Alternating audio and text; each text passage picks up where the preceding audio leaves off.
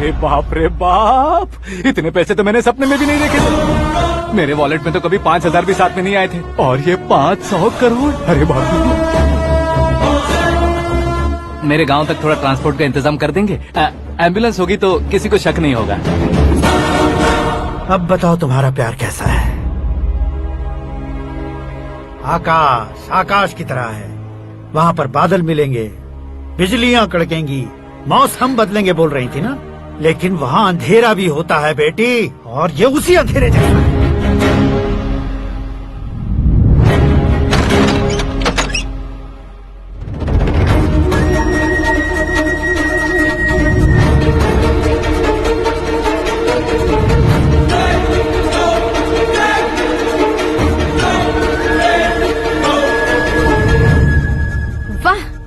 कमाल के निकले।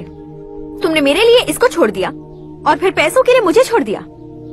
कल इन सबको भी छोड़ दोगे? मैं अपने डैड की तरह हूँ, डैड की तरह हूँ, ये कहते थे ना। सच में तुम अपने डैड की तरह ही हो। अब समझ में आया। उन्होंने सेवा के नाम पर जैसे लोगों को धोखा दिया, तुमने वैसे ही प्यार के नाम पर हम दोनों को धोखा दिया। अब बस करो।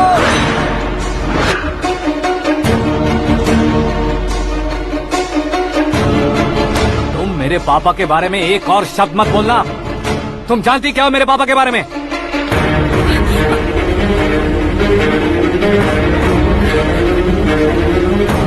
तुम जानती हो ये कौन है?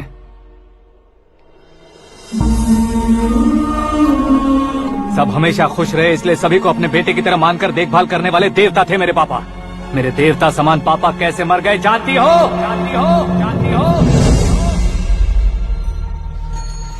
हर साल की तरह इस साल भी मछली औषध प्रसाद के लिए आने वाले लोगों का कुंदनपुर स्वागत करता है। भगवान का आशीर्वाद मानकर जिस रोग को हम डॉक्टर तक नहीं मिटा सकते, उसे जड़ से उखाड़ने वाली दवा देकर अपनी इस कला द्वारा हस्तिनापुर तक प्रसिद्ध महापुरुष हमारे जय नारायण जी हैं। मतलब वो डॉक्टर मेरे पापा के दोस्त हैं, सिर्फ इसलिए उन पर भरोसा नहीं करते थे, आसपास के लोग भी उन पर भरोसा करते थे। जलता सूरज भी उनके स्पर्श से ठंडा हो जाता था।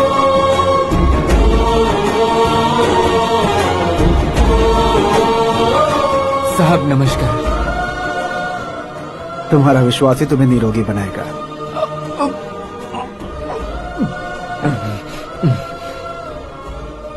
जरा मुंह तो खोलो बेटा। यह कमाने के लिए नहीं है, सिर्फ सेवा के लिए है। डॉक्टरी पढ़ने वाले जो रोग सही नहीं कर सकते, उसे ठीक करके पुण्य का काम कर रहे हैं। कम से कम हमारी खुशी के लिए तो। अगर आपको कुछ देना ही है तो हमारे बच्चों को अपना आशीर्वाद दीजिए।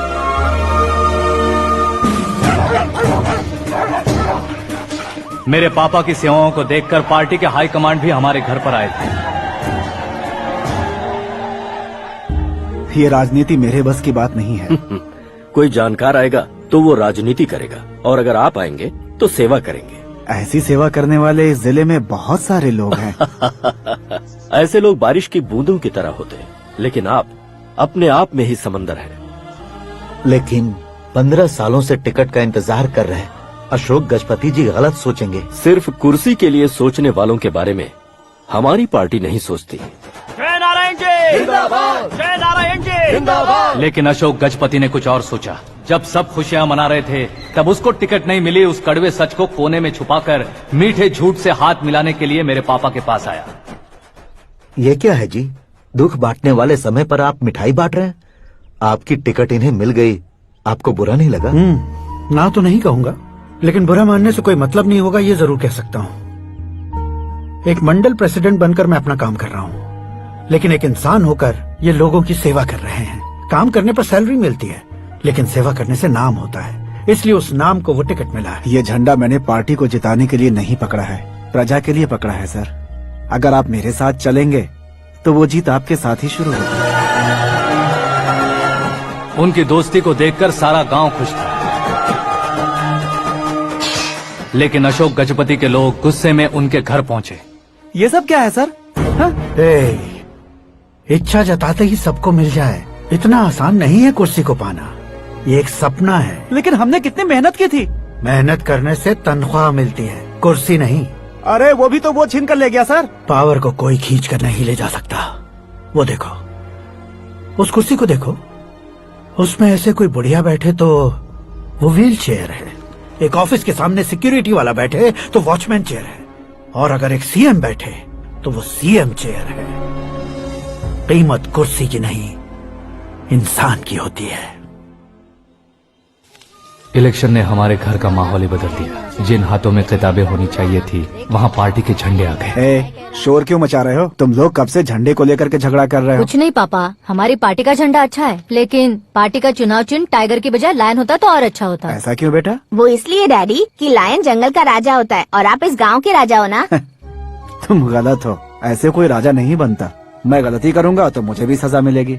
कभी अगर शेर से गलती हो गई तो टाइगर सजा देता है। यानी लायन गलती करता है तो टाइगर सजा देता है? सभी टाइगर्स नहीं बेटा, सिर्फ बंगाल टाइगर के पास ही वो दिमाग और शक्ति होती है, इसीलिए वो हमारा नेशनल एनिमल बना और हमारे नेशनल पार्टी का चिन्ह भी। ओह, तो बंगाल टाइगर के पास इतनी ज्यादा ताकत होती है? हाँ, तुम्हारे जितनी ताकत होती है।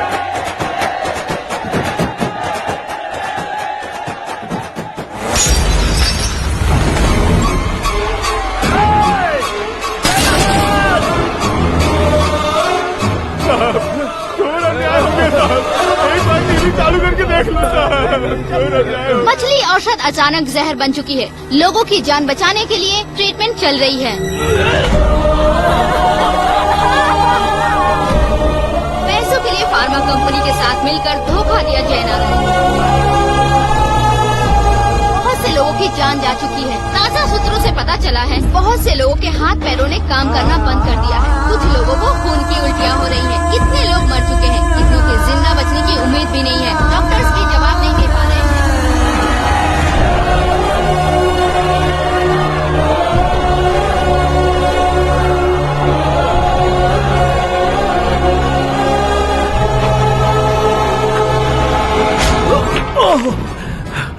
आपका यहाँ रहना ठीक नहीं है, मेरे साथ चलिए।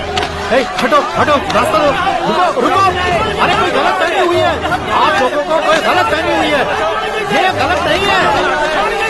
हटो, अरे जयनारायण जी को चाकू मार दिया, भागो। किसी ने नहीं, मैंने मारा। मौत उनके साथ परछाई बनकर घूम रही थी, जिसे पापा पहचान नहीं पाए। उसे क्या देख रहे हो? तुम न्याय पर भरोसा करते हो तो वो पैसों पर करता है। फार्मास्यूटिकल कंपनी ने उस डॉक्टर को खरीद लिया और उस डॉक्टर ने तुम्हें खरीदा है, यही कहानी बनाई है।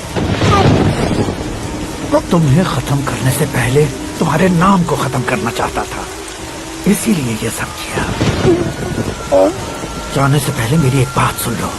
जिंदगी में पैसे वाले से पंगा ले सकते हो, ताकतवर से पंगा ले सकते हो, बड़े बैकग्राउंड वाले से पंगा ले सकते हो, लेकिन अक्लमंद इंसान से कभी पंगा नहीं लेना चाहिए।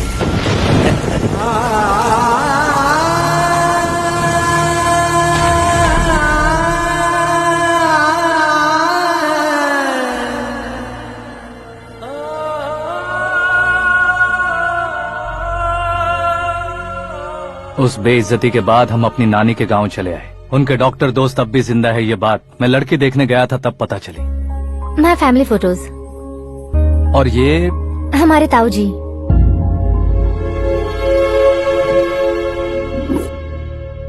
एक एक्सीडेंट में भगवान ने उनकी पूरी फैमिली को अपने पास बुला लिया, लेकिन शायद मुझे सच बता सके इसीलिए उनको जिंदा रखा था। उसने जयनारायण को चालाकी से मारा। उसी चालाकी को तुम्हें अपना हथियार बनाना होगा।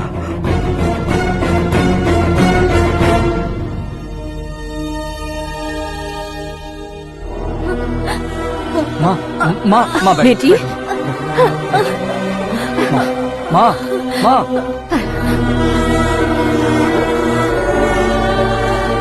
रो मत माँ। घर की चौखट लांघे बिना घर के अंदर ही रो रो कर जिंदगी गुजार दी उस माँ को क्या जवाब दूं? अपने पापा का नाम गर्व से ना ले पाने वाले मेरे भाइयों को क्या जवाब दोगी? उम्र में तुम हम दोनों से छोटे हो, लेकिन इस जिम्मेदारी को लेकर इस घर के बड़े बेटे बन गए। भैया, तो फिर तुमने वो पैसे क्यों लिए? कल मेरे पापा की पुण्यतिथि है, जिस दिन उनकी बेइज्जती हुई थी। जिस गांव ने मेरे पापा को धुतकारा था वही गांव दोबारा मेरे पापा को पूजने लगे वो करूंगा। इसलिए पैसे लिए।